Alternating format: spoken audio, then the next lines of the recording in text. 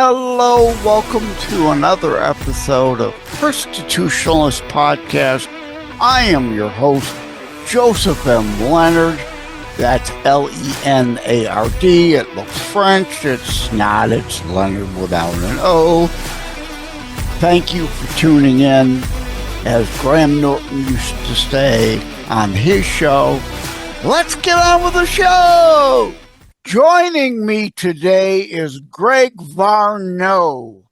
It looks like Varnau. It has an A-U on the end. It's G-R-E-G-V-A-R-N-A-U, Varnau.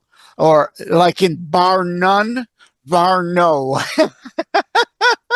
Welcome to the show, Greg. Hey, thank you so much. It's great to be here. Really glad to meet you. Yeah. And today, well, for behind the scenes, Ash Wednesday, for those who could see the video, that's why he looks the way he does. He doesn't normally walk around like that. Not normally.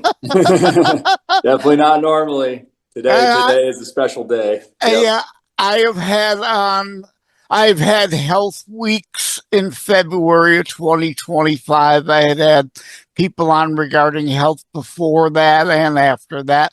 Going to talk to you about chiropractic practices.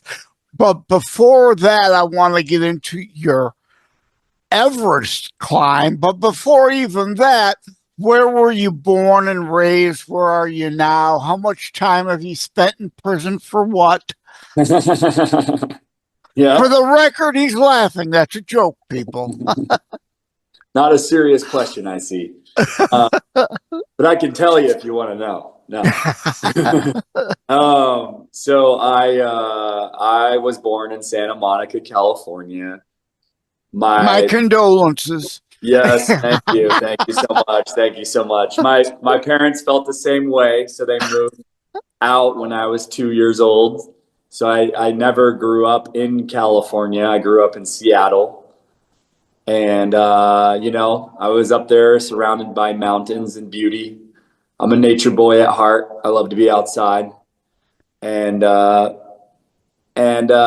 here I am, and it's full circle. I'm actually back in Santa Monica area. So that's where I currently am. Yeah. Okay.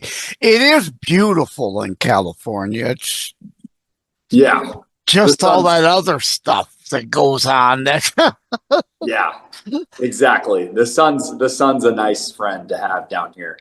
Yes. I've visited California. Well, I've been out there for work decades ago. To go back for a visit would be nice, but at any rate, to go in and out in your case, not to live too long. Yeah. Yes, absolutely. I spent a whole August there back in 2002. It was Ontario, California.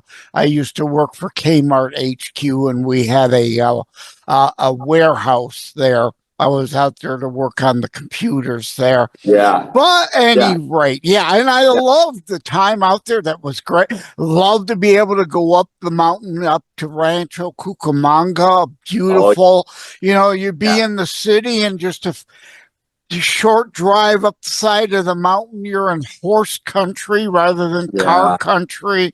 Right. So yeah. And now you live in where again? Now you're currently I'm in the Detroit area, born and raised here. So, okay, the car mecca, where it all began with the automobile, right? Yeah. Cool. So let's talk about the Everest thing. You started saying being in the wonderful nature areas of Washington and California, you've always felt outdoorsy. But what made you decide to take it to that level? You got to climb Everest. I mean, that's a whole other kind of aspiration. Yeah. I think, I like to deprive myself of oxygen is the main reason. I feel like it's a good way to experience nature is when you're short on oxygen. So now the reason was it was really just a variety of events that led me there. At the end of the day, it really is just a love for the mountains, love to be outside.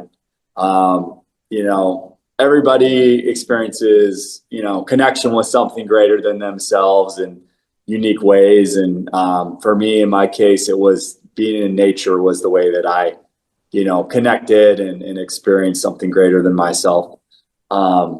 So yeah, that's really was the draw. I read, you know, the book Into Thin Air when I was a teenager back in the 90s, if anyone remembers what that was like.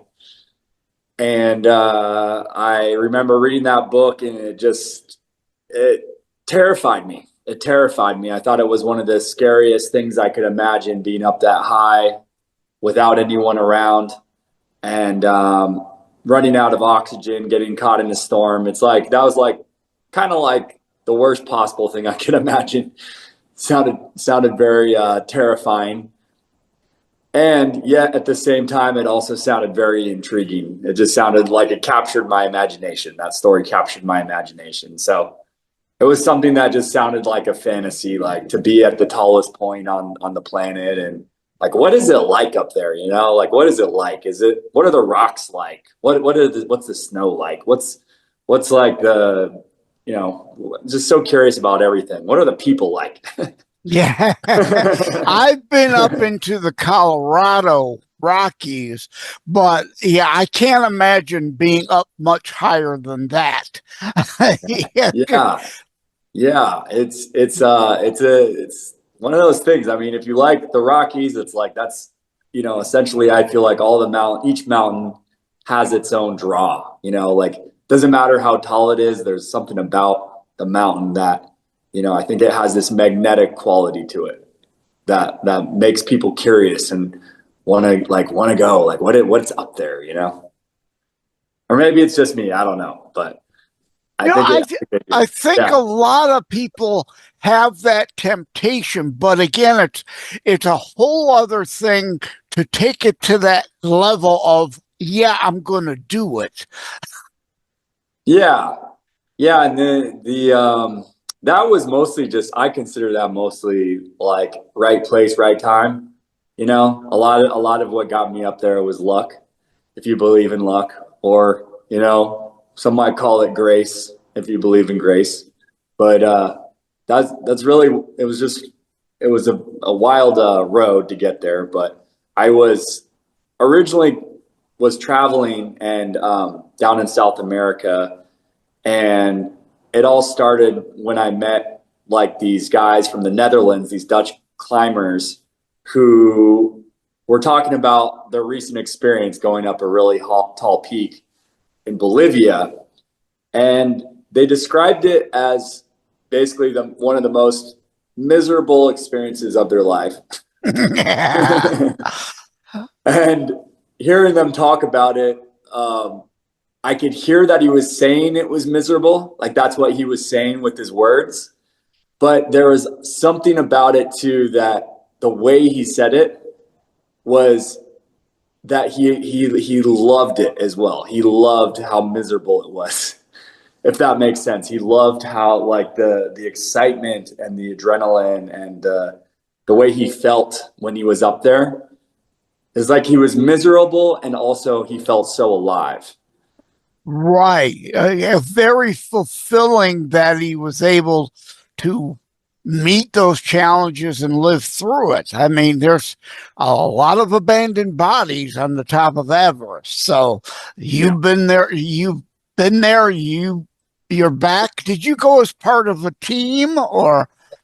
Yeah, you know, it was that I was actually in Colorado and I had just climbed up Pikes Peak in preparation to meet with a friend who really was my Everest mentor and inspiration. His name is Jim.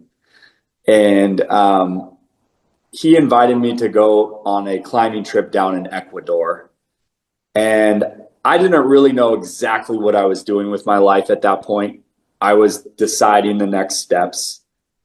And I decided, okay, what the heck? I'll go meet up with Jim and go climb a couple mountains. I'm sure he's got something fun in store. So I got down there and I don't know. I was just at that point praying for guidance and clarity and kind of get clear on what the next steps were. And somewhere along the lines, I just remember thinking that when I got to the top of Chimborazo Mountain, I was going to know what I wanted to do next in my life. And so I went on the trip and I was like, all right, let's just do it. Let's see what's going on. And me and Jim joined a guide named Jaime. He was a local Ecuador guide. And we got to go up 2 different volcanoes. The first one was called Cotopaxi. And we got up there and we stayed in a little hiker hut. Everyone was snoring in the hiker hut, so no one really slept well. At least I didn't sleep well. And the next day we left, or that night rather, we left at like around 1 a.m. and we hiked up to the top of the mountain. And we got down, and I actually got the worst altitude sickness I've ever had on that trip. I was like extremely sick. I was vomiting. I didn't know that I was going to be able to do the second volcano, which is what we were training for. And my guide was even wondering if I would be able to do it. He's like, I don't know if you guys are ready for this one. But we went ahead and we went up and did it the next, I think 2 days later. And meanwhile, Jim is one of those guys, he's been on Everest 5 times. He had been on Everest 5 times, and Jaime had been on Everest as well. And I was just super curious. I was asking them all these questions. I was like, what is it like up there? Like, how do you sleep up there? How do you go to the bathroom up there? Like, how do you, like, so many questions. Like, it's such a unique thing that it's like we don't think about, like, there's no porta potties up there. Yeah, exactly. There's no, so what do you do? Like, you just go anywhere?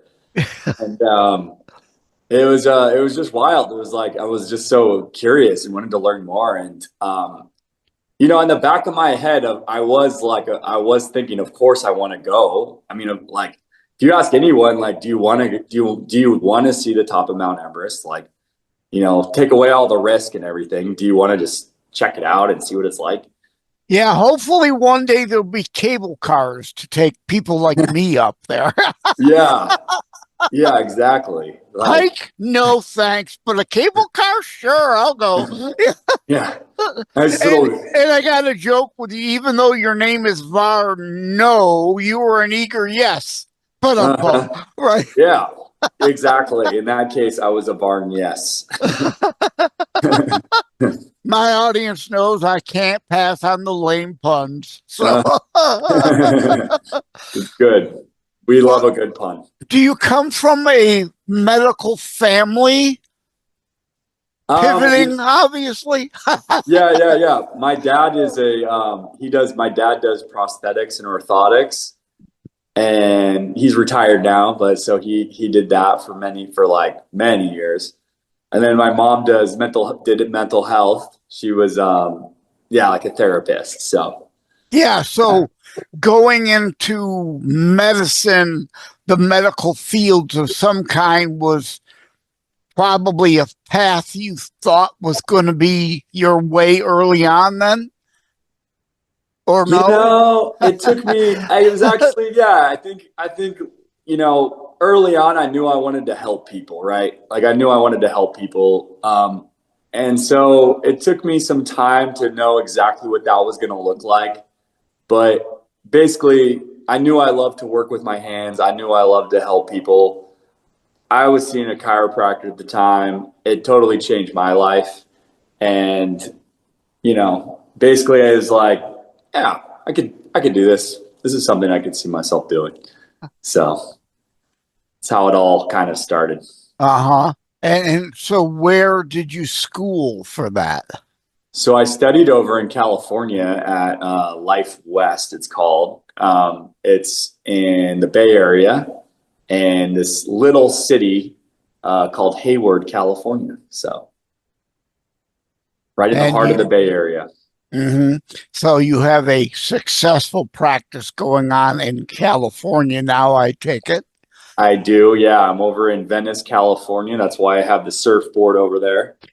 And Yeah, for those who looking on the behind the scenes video, you could see the red, yellow, and green surfboard leaning against the wall back there.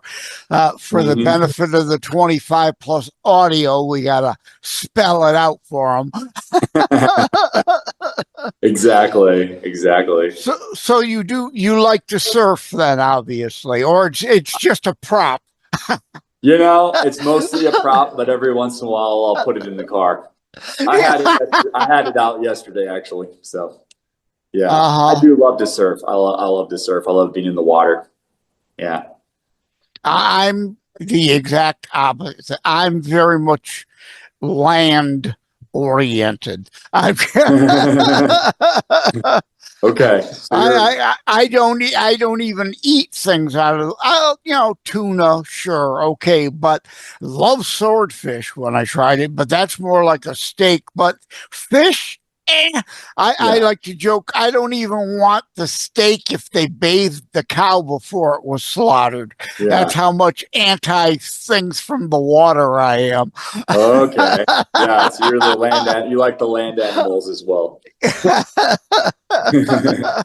Yeah. So how long have you been doing chiropractic? Is that the correct term? Yeah. Chiropractic, it's tomato. The chiropractic I was doing since 2015 is when I first discovered this style of chiropractic called network spinal through my chiropractor. And then I've been practicing since 2020. So it's been a great experience. I love helping people. I love seeing their face after an adjustment. It's the best part.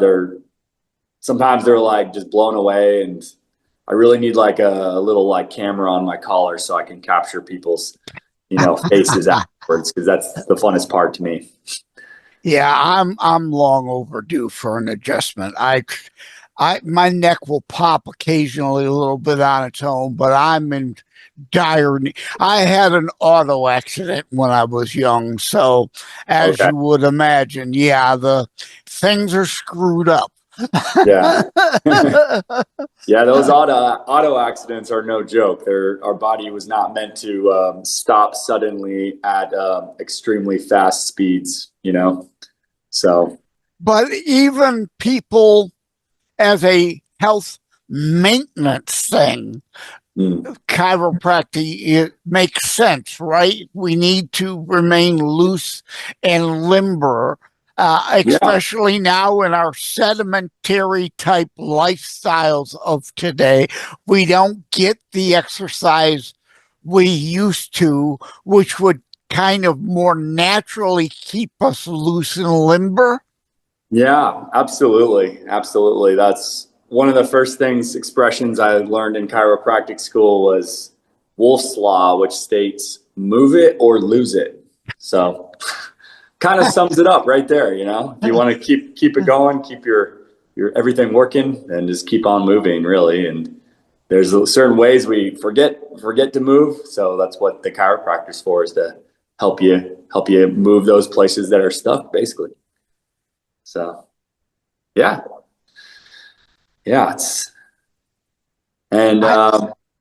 So you said you've been to a chiropractor. You used to go. Yes. Okay. Yes. Long due, how insurance, sometimes they'll cover it, sometimes they won't. I'm on a disability budget. I know I need it, but yet I can't afford the copays, right? So, yeah. Yeah. I know I need it, but yet I can't quite afford it. But at least every once in a while, I should go back to have that loosened up so that things start to move a little again on their own.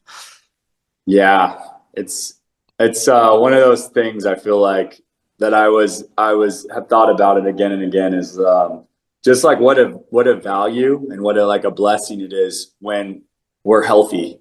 You know, it's one of those things that I don't think we realize until we get sick, and or we hurt ourselves, and then we can't move, and then it's like all of a sudden, then it's like, what's more valuable, right? Like forget where I forget eating, even like forget like everything. It's like I need to get my body like to work again so that I can keep on living. And I'm 63 now. Of course, with each decade, gravity, gives its extra wear and tear on the body. Yeah, absolutely. When you're younger, you're more nimble. Yep. The body just is more able to help itself, it seems. And the older you get, again, our sedentary lifestyle. Yeah, absolutely. And that's the big thing that I've been stressing with people is I really do think it's a myth that when you get older, you need to like your body needs to stop working. I think that's an absolute myth. I have seen countless examples, and also myself. I climbed Mount Everest like it was last year essentially, so I was 42. That's not like I'm not a spring chicken at that point, right? Like you're over 40, and it's like things really start to slide down, it seems, after age 40. Yes. Yeah.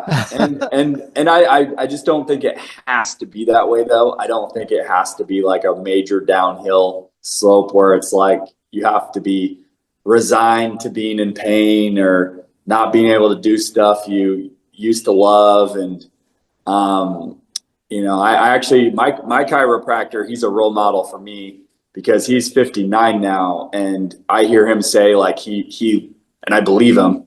He says he's now in the best shape of his life.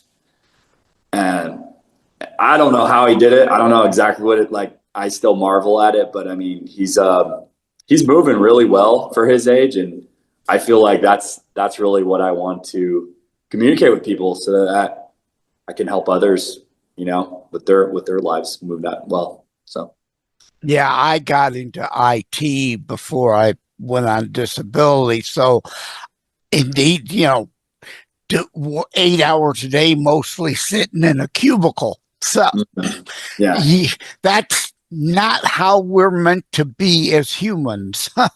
yeah, absolutely. People who are out doing construction for a living, they kind of remain in shape somewhat naturally and much more limber naturally because their body's perpetually in motion and they're staying physical, as opposed to, again, I can't say it enough, our bad sedentary lifestyles of today more and more. And it's really bad. Our kids, sitting watching everything on the screen, just sitting on the couch and not getting out experiencing things. We're getting worse instead of better. We know better, but we're getting worse anyway.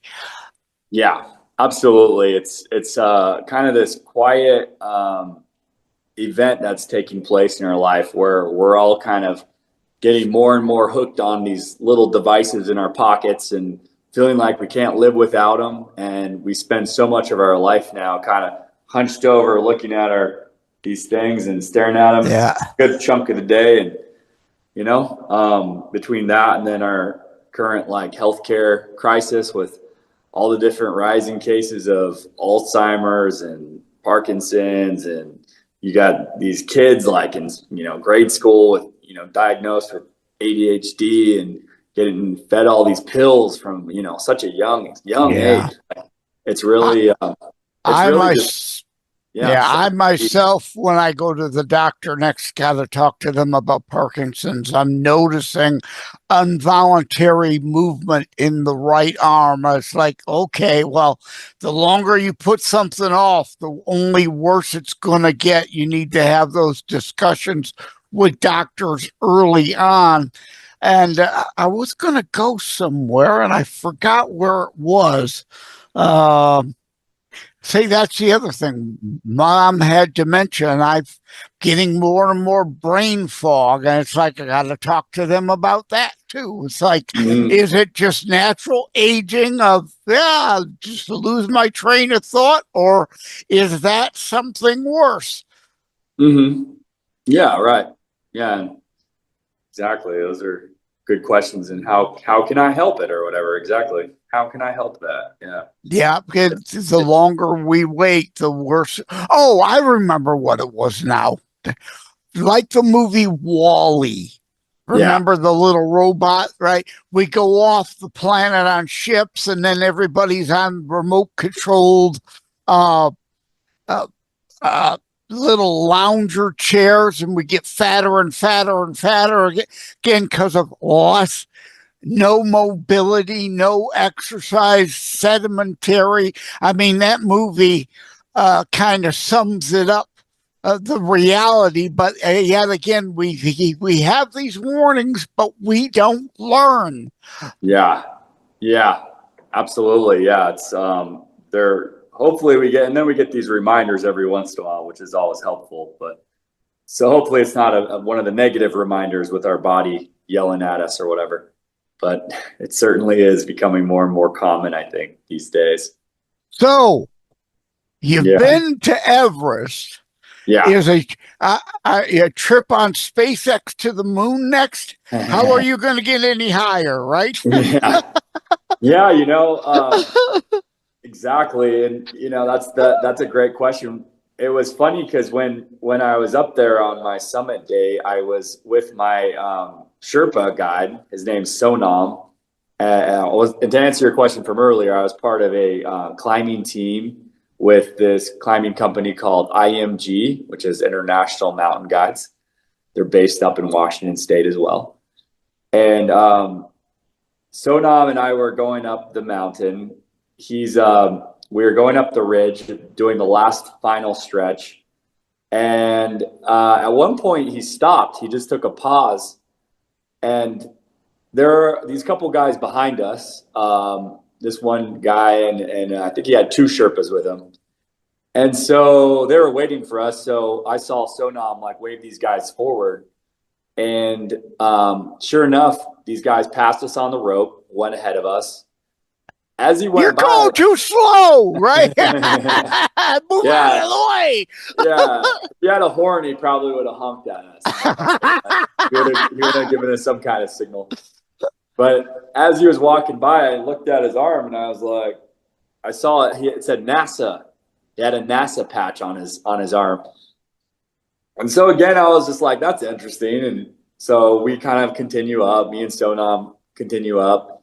Sonam's used to this stuff because he's a Sherpa. So he was way ahead of me at one point.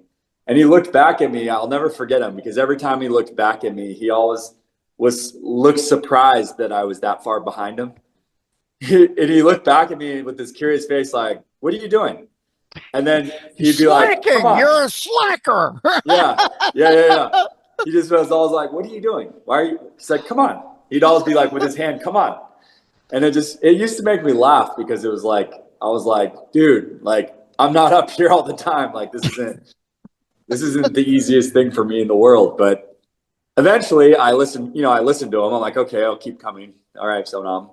And we eventually made it to the top. And those two guys again were there. The guy with his like jumpsuit on, essentially. He had the two patches, and then I saw three more patches. They said NASA on them. I was so curious about that, but we were also wearing oxygen masks. Makes it hard to converse. Yeah. It was really hard to strike up a conversation with him at that moment.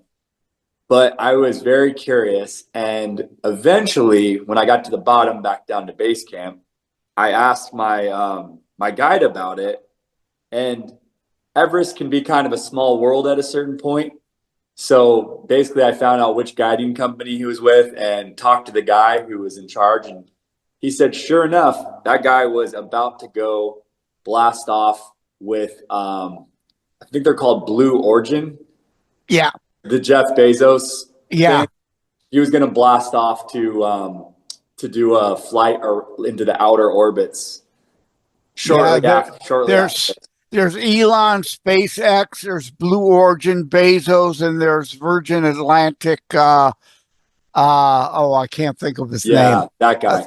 Brain fog again, but I can pick Branson. Branson. Yeah, that's him. Charles? No, is that his name?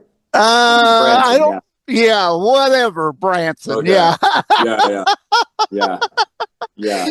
So thank you, Greg Varnau, for coming on. It was a great conversation. Have you chronologued this stuff on a website or anything like that? Do you have a website? Yeah. You're more than welcome to follow me on Instagram if you want to learn more about the work that I do and how this work changed my life and allowed me to do things like climb Mount Everest. Absolutely. The name of my Instagram is Summit, appropriately, right? Summit_family_chiropractic is my Instagram page.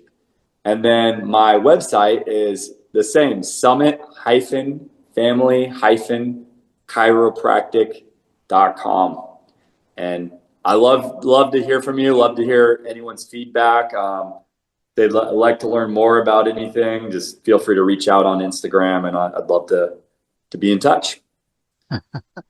Have a good one. Take care. All right. You too. Great meeting you. Have a good one.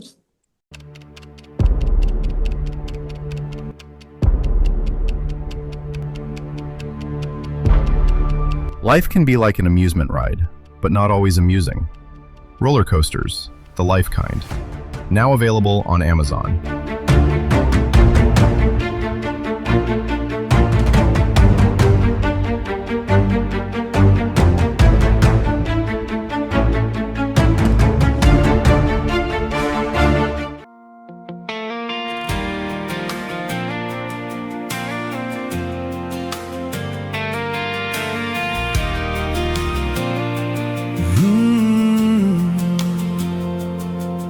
In the dust of my own mess, you still call my name. Hands shaking, heart unsteady. You don't look away. You stand in the middle of it all, closer than my fear. I was lost in the crowd, then you drew me near. And every wall falls down when you step into the room. Every lie goes quiet when I hear you move. My soul leans in, my knees give way. I know who you are, I know what stays. God among us, God among us, you are here, you are here. God among us, God among us, hope comes alive right here. You are here, you are here, oh, you are here.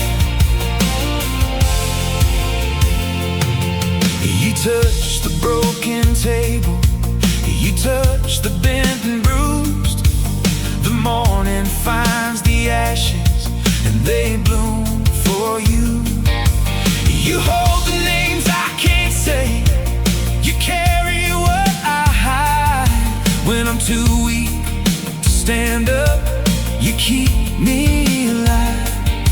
And every wall falls down when you step into the room. Every lie goes quiet when I hear you move. My soul leans in, my knees give way. I know who you are, I know what stays. God among us, God among us, you are here, you are here, you are here. God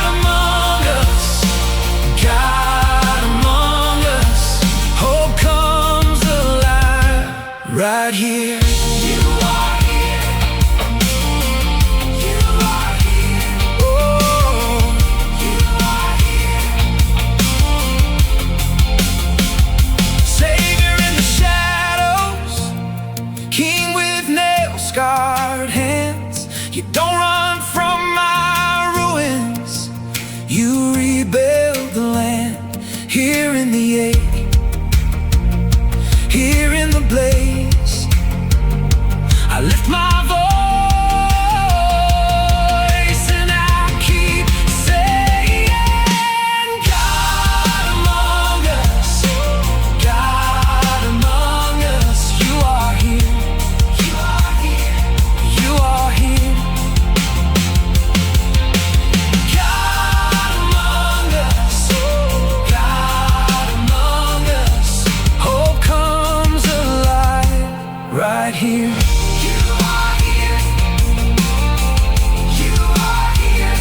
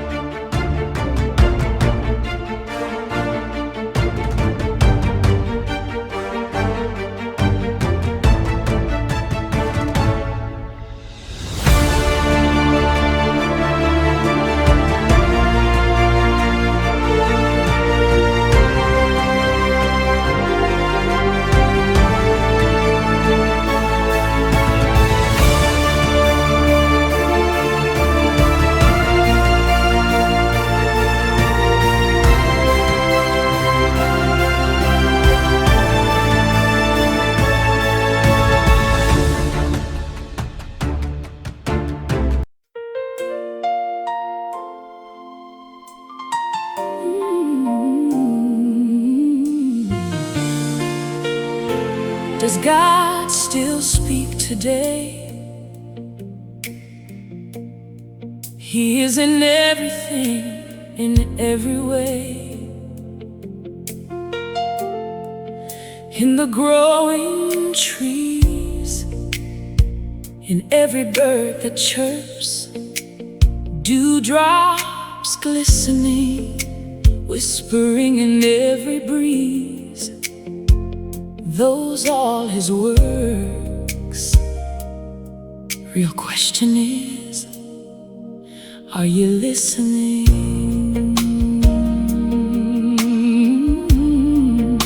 Does God still speak today? I hear it in the trees, in every bird that chirps, in the things you let me see. Dewdrops glistening on the leaves at dawn. Those are his works to me all day long. When I look and listen, you are never far.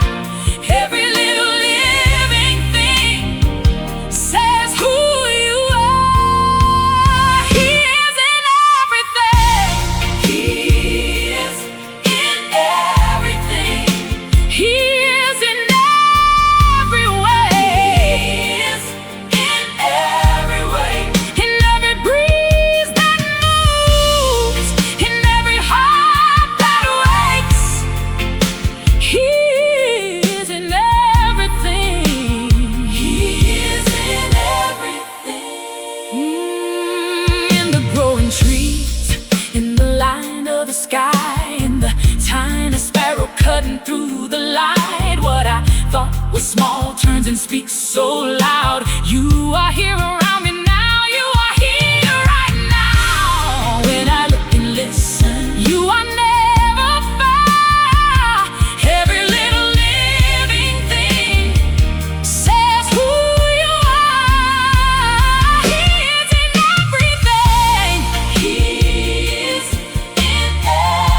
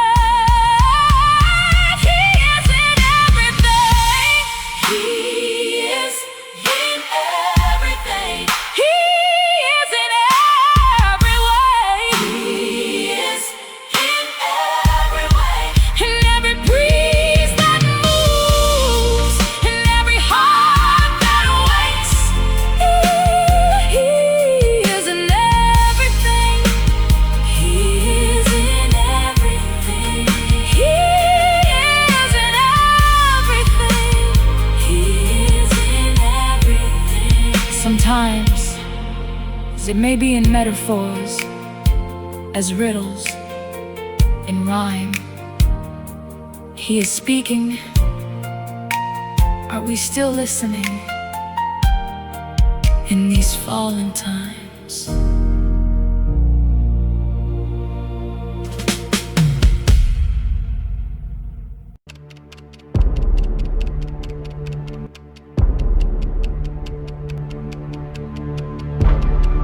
Life can be like an amusement ride, but not always amusing. Roller coasters, the life kind. Now available on Amazon.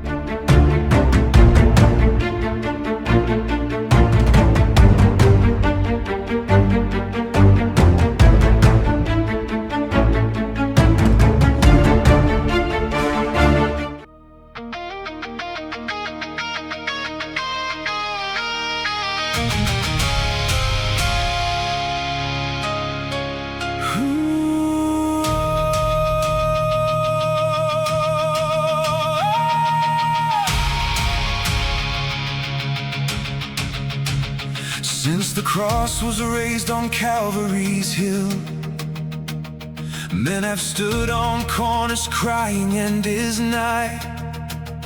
Generation after generation, checking signs and seasons still shall not know the hour, yet we always try. We are frail and flawed, every one of us, no soul among us perfect, none above the rest. Check your pride and hubris, check your arrogance. God don't run his kingdom on our schedule or request. There's a difference, hear me now, between longing for the day and lighting fires in the darkness just to hurry up his way. It's God's time, not ours, his terms, not our own. We shall not know the hour that brings the king back home. So the good, reap the good, stand against the night. Evil wins when good men do nothing. So rise up and fight. It's God's time, not ours. Matthew 16:26. What does a man gain if he wins the whole wide world and throws his soul away? You are known by all your fruits, in the sun and in the rain. Every seed you plant today becomes your judgment day. Those who stir up chaos thinking God will be impressed are in league with the Antichrist, though they claim his holy name. From the Christian Ocean Rikio to the Islamic radicals, jihadist unrest, using God to justify the evil is the devil's game. There's a difference, hear me now, between longing for the day and pouring gasoline on embers just to hurry up his way. It's God's time, not ours, his terms, not our own. We shall not know the hour that brings the king back home. So the good, reap the good, stand against the night. Evil wins when good men do nothing. So rise up and fight. It's God's time, not ours. If you choose not to decide, you still made your choice. Inaction is inaction. Silence is a voice, complicit in the evil that would otherwise be sown. Is no way for a believer to be known, to be known. Roar, restore our American Republic. ROAR, push back the dark. Roar. We're not here to end it, we're here to guard the flame in every heart. Is the end really nigh this time, for real? Every ear asks the question, every frightened soul can feel that the world is spinning darker, that the hour's drawing near. But it's God's time, not ours. Let that truth cut clean and clear.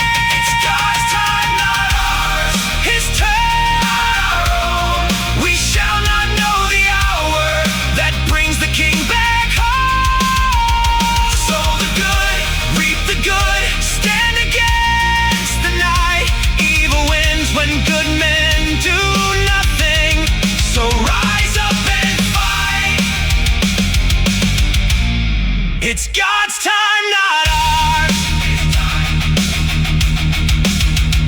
Not ours. Not ours. Be the liberty beacon.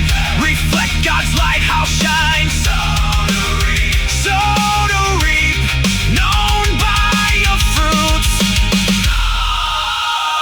God's time, not ours.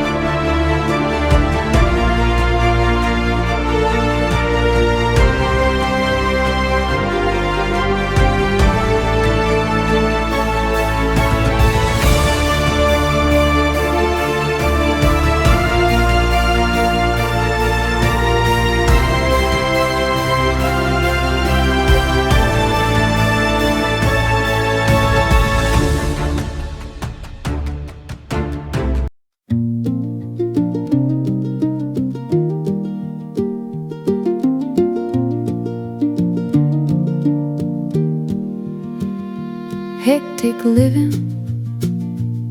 We went from brother, can you spare a dime? Nowadays, brother, can you spare some time? Fast-paced, hectic days need return to simpler ways. Get it quick, need slow it down. We're lost and need be refound. Can we turn it around? We went from breadlines to deadline. From brother, can you spare a dime? To brother, can you spare some time? Get it quick, need to slow it down. All this gold can't buy solid ground. Fast-paced hearts skipping every sign. We're losing ground. Brother, can you spare some time?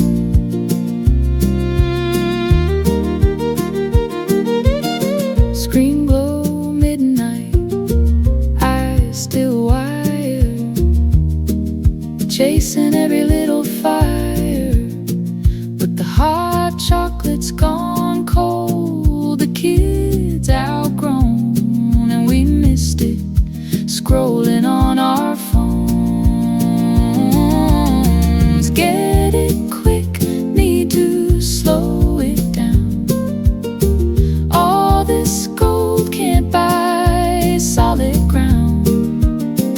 Fast-paced hearts skipping every sign. We're losing ground. Brother, can you spare some time? Maybe trade this rush for a walk round the block. Talk like we used to talk. Hey, counting blessings, not the overtime, just your hand in mine. Get it quick, need to slow it down. All this gold can't buy solid ground. Fast-paced hearts skipping every sign. We're losing ground. Brother, can you spare some time?